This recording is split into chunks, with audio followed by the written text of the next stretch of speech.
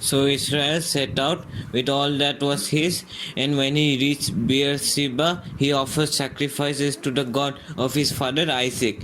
And God spoke to Israel in a vision at night and said, Jacob, Jacob. Here I am, he replied. I am God, the God of your father, he said. Do not be afraid to go down to Egypt, for I will make you into a great nation there. I will go down to Egypt with you, and I will surely bring you back again, and Joseph's own hand will close your eyes.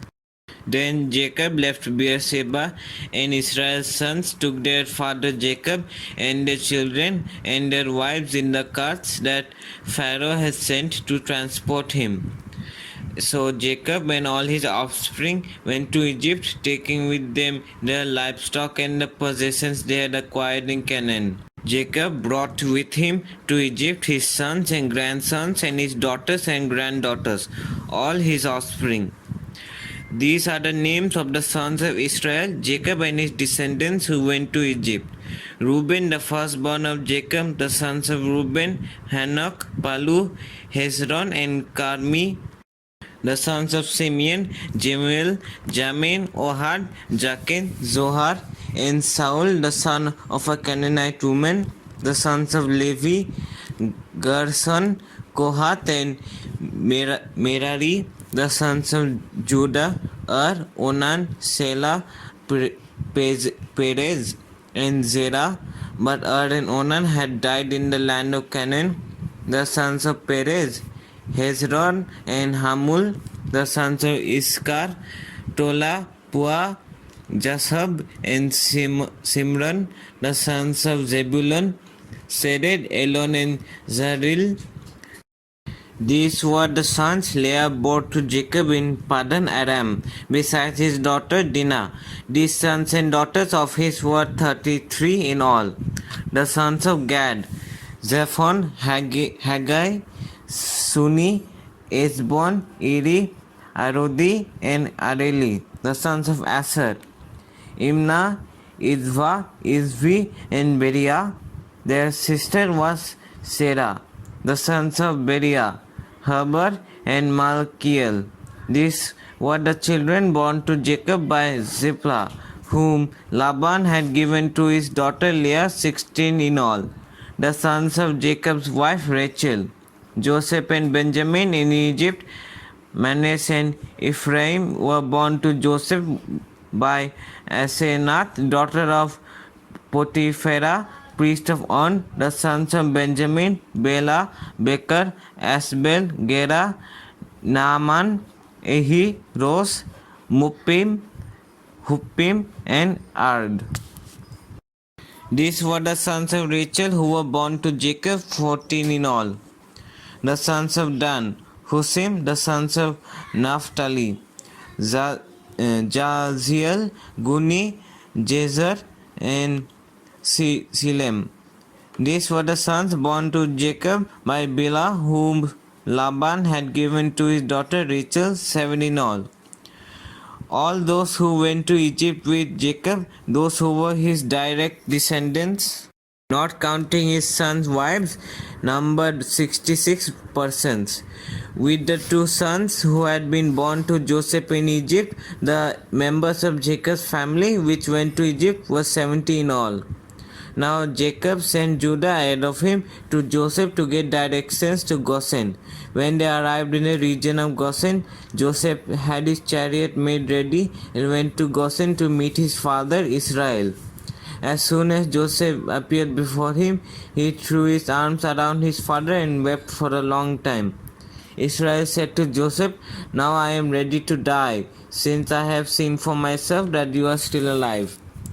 Then Joseph said to his brothers and to his father's household, "I will go up and speak to Pharaoh and will say to him, my brothers and my father's household, who were living in the land of Canaan, have come to me. The men are shepherds, they tend livestock, and they have brought along their flocks and herds and everything they own. When Pharaoh calls you in and asks, 'What is your occupation?' you should answer, 'Your servants have tended livestock from our boyhood on, just as our fathers did. Then you will be allowed to settle in the region of Goshen, for all their efforts are detestable to the Egyptians. Joseph went and told Pharaoh, my father and brothers, with their flocks and herds and everything they own, have come from the land of Canaan and are now in Goshen. He chose 5 of his brothers and presented them before Pharaoh. Pharaoh asked the brothers, what is your occupation? Your servants are shepherds, they replied to Pharaoh, just as our fathers were. They also said to him, we have come to live here for a while, because the famine is severe in Canaan, and your servants' flocks have no pastures. So now please let your servants settle in Goshen. Pharaoh said to Joseph, your father and your brothers have come to you, and the land of Egypt is before you. Settle your father and your brothers in the best part of the land. Let them live in Goshen. And if you know of any among them with special ability, put them in charge of my own livestock. Then Joseph brought his father Jacob in and presented him before Pharaoh. After Jacob blessed Pharaoh, Pharaoh asked him, how old are you? And Jacob said to Pharaoh, the years of my pilgrimage are 130. My years have been few and difficult, and they do not equal the years of the pilgrimage of my fathers. Jacob blessed Pharaoh and went out from his presence. So Joseph settled his father and his brothers in Egypt and gave them property in the best part of the land, the district of Ramesses, as Pharaoh directed. Joseph also provided his father and his brothers and all his father's household with food, according to the number of their children. There was no food, however, in the whole region because the famine was severe. Both Egypt and Canaan wasted away because of the famine. Joseph collected all the money that was to be found in Egypt and Canaan in payment for the grain they were buying, and he brought it to Pharaoh's palace. When the money of the people of Egypt and Canaan was gone, all Egypt came to Joseph and said, give us food. Why should we die before your eyes? Our money is all gone. Then bring your livestock, said Joseph. I will sell you food in exchange for your livestock, since your money is gone. So they brought their livestock to Joseph, and he gave them food in exchange for their horses, their sheep and goats, their cattle and donkeys, and he brought them through that year with food in exchange for all their livestock. When that year was over, they came to him in the following year and said, we cannot hide from our Lord the fact that since our money is gone and our livestock belongs to you, there is nothing left for our Lord except our bodies and our land. Why should we perish before your eyes? We and our land as well. Buy us and our land in exchange for food, and we with our lives will be in bondage to Pharaoh. Give us seed so that we may live and not die, and that the land may not become desolate.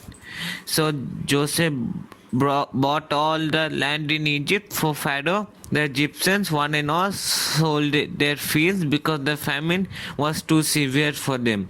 The land became Pharaoh's, and Joseph reduced the people to servitude, from one end to Egypt to the other. However, he did not buy the land of the priests, because they received a regular allotment from Pharaoh and had food enough from the allotment Pharaoh gave them. That is why they did not sell their land. Joseph said to the people, now that I have bought you and your land today for Pharaoh, here is seed for you so that you can plant the ground. But when the crop comes in, give a fifth of it to Pharaoh. The other 4/5 you may keep as seed for the fields and as food for yourselves and your households and your children. You have saved our lives, they said. May we find favor in the eyes of our Lord. We will be in bondage to Pharaoh.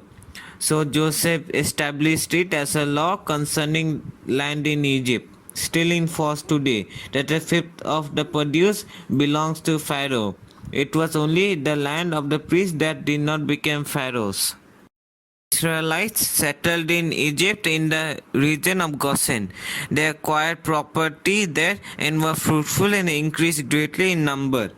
Jacob lived in Egypt 17 years, and the years of his life were 147. When the time drew near for Israel to die, he called for his son Joseph and said to him, "If I have found favor in your eyes, put your hand under my thigh and promise that you will show me kindness and faithfulness. Do not bury me in Egypt, but when I rest with my fathers, carry me out of Egypt and bury me where they are buried. I will do as you say," he said. "Swear to me," he said. Then Joseph swore to him, and Israel worshipped as he leaned on the top of his staff. Some time later, Joseph was told, "Your father is ill." So he took his two sons, Manasseh and Ephraim, along with him. When Jacob was told, "Your son Joseph has come to you," Israel rallied his strength and sat up on the bed. Jacob said to Joseph, "God Almighty appeared to me at Luz in the land of Canaan, and there he blessed me and said to me, 'I am going to make you fruitful and increase your numbers. I will make you a community of peoples, and I will give this land as an everlasting possession to your descendants after you.' Now then, your two sons born to you in Egypt before I came to you here will be reckoned as mine. Ephraim and Manasseh will be mine, just as Reuben and Simeon are mine. Any children born to you after them will be yours. In the territory they inherit, they will be reckoned under the names of their brothers. As I was returning from Padan, to my sorrow, Rachel died in the land of Canaan while we were still on the way, a little distance from Ephrath. So I buried her there beside the road to Ephrath, that is Bethlehem." When Israel saw the sons of Joseph, he asked, "Who are these?" "They are the sons God has given me here," Joseph said to his father. Then Israel said, "Bring them to me so I may bless them." Now Israel's eyes were failing because of old age, and he could hardly see. So Joseph brought his sons close to him, and his father kissed them and embraced them. Israel said to Joseph, "I never expected to see your face again, and now God has allowed me to see your children too." Then Joseph removed them from Israel's knees and bowed down with his face to the ground. And Joseph took both of them, Ephraim on his right towards Israel's left hand, and Manasseh on his left towards Israel's right hand, and brought them close to him. But Israel reached out his right hand and put it on Ephraim's head, though he was the younger, and crossing his arms, he put his left hand on Manasseh's head, even though Manasseh was the firstborn. Then he blessed Joseph and said, May the God before whom my fathers Abraham and Isaac walked faithfully, the God who has been my shepherd all my life to this day, the angel who has derived me from all harm, may he bless these boys. May they be called by my name in the Israels of my fathers Abraham and Isaac, and may they increase greatly on the earth." When Joseph saw his father placing his right hand on Ephraim's head, he was displeased. So he took hold of his father's hand to move it from Ephraim's head to Manasseh's head. Joseph said to him, "No, my father, this one is the firstborn. Put your right hand on his head." But his father refused and said, "I know, my son, I know. He too will become a people, and he too will become great. Nevertheless, his younger brother will be greater than he, and his descendants will become a group of nations." He blessed them that day and said, "In your name will Israel pronounce this blessing. May God make you like Ephraim and Manasseh." So he put Ephraim ahead of Manasseh. Then Israel said to Joseph, "I am about to die, but God will be with you and take you back to the land of your fathers. And to you I will give one more ridge of land than to your brothers, the ridge I took from the Amorites with my sword and my bow."